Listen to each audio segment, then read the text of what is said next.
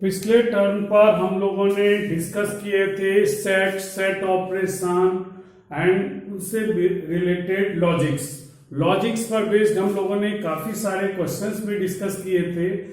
आज हम लोग उसके आगे का टॉपिक डिस्कस करेंगे। टॉपिक है रिलेशन एंड फंक्शन। लेकिन रिलेशन और फंक्शन के मेन पार्ट पर जाने से पहले मैं आपको डिस्कस करूंगा Cartesian product of two set.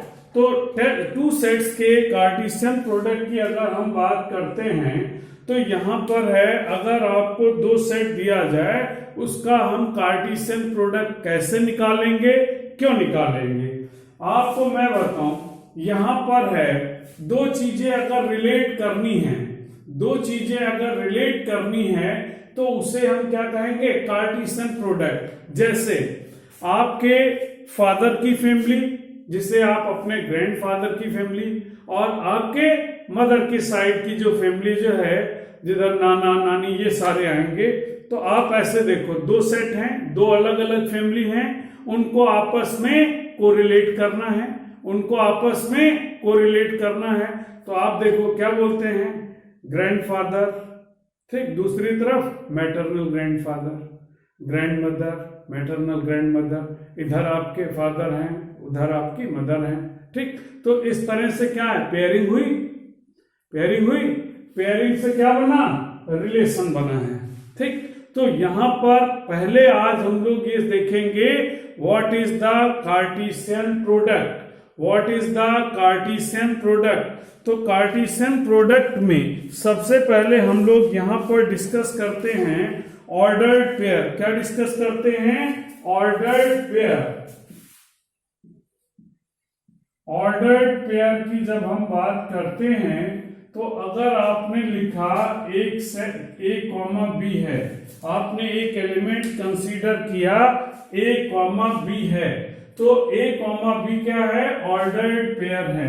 लेकिन इसकी कंडीशन क्या है, A क्या है, element of set belongs to set A and B belongs to set B।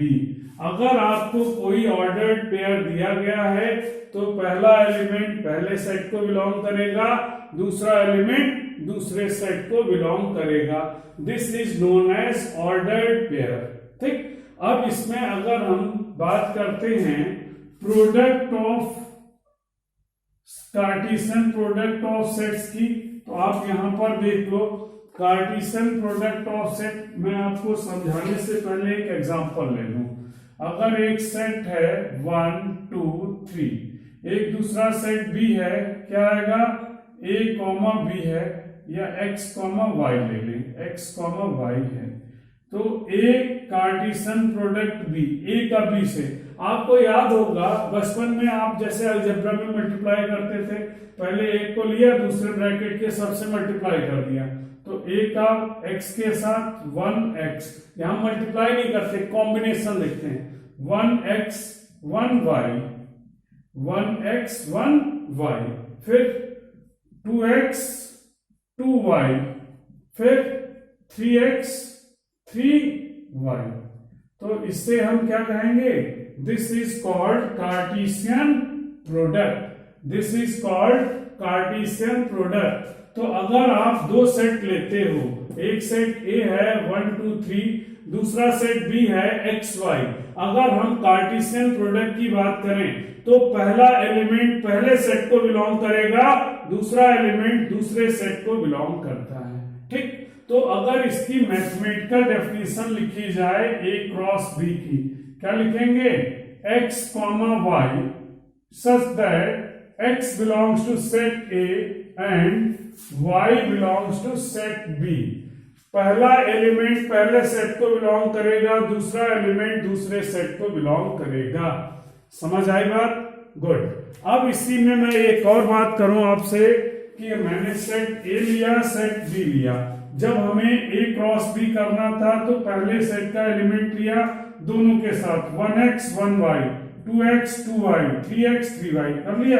अब इसी में B का ए के साथ अगर हमें लिखना है, बी का ए के साथ अगर आपको लिखना है तो क्या लिखेंगे, पहले सेट बी का एलिमेंट, तो x1, x2, x3, ठीक, कोई जरूरी नहीं है आप x लो फिर y भी ले लो, ये भी चल जाएगा, उसकी पोजीशन से फर्क नहीं है, लेकिन हम क्या करते हैं एक लेते हैं सबके साथ कॉम्बिनेशन बना दिया, x1, x2, x3, फिर y1, y2,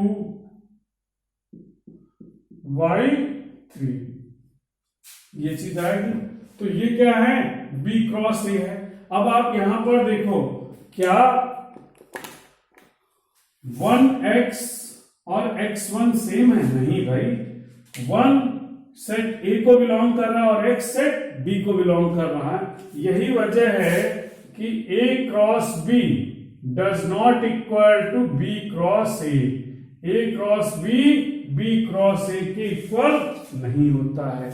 in general a cross b cross a के इक्वल नहीं होता है, लेकिन अगर आप कॉम्पिटिटिव सोचें कि कंपटीशन के हिसाब से स्कूल लेवल से beyond a cross b cross a के इक्वल कब हो सकता है, तो इसमें पहला केस है a b के ही इक्वल हो, both are equal set.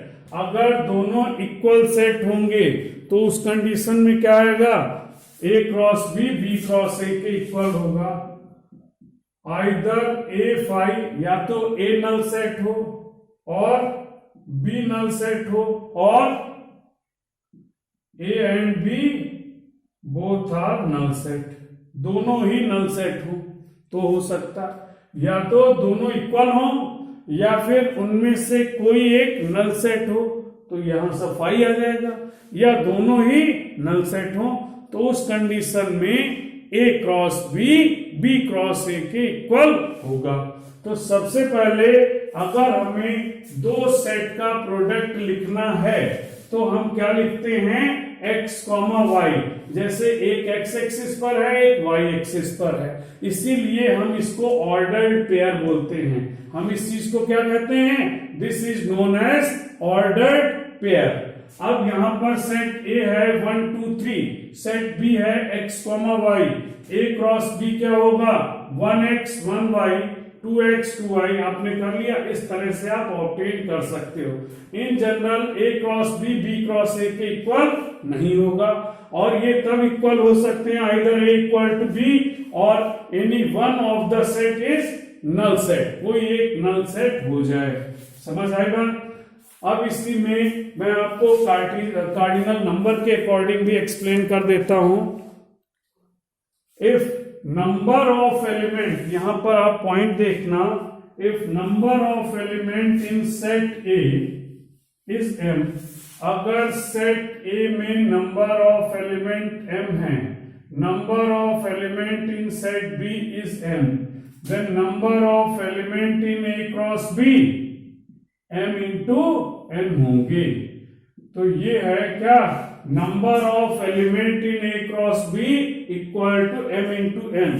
Statement के फॉर्म में लिखना चाहें तो लिख ले, if number of element in set a is m, number of element in set b is n, then number of element in a cross b is m into n।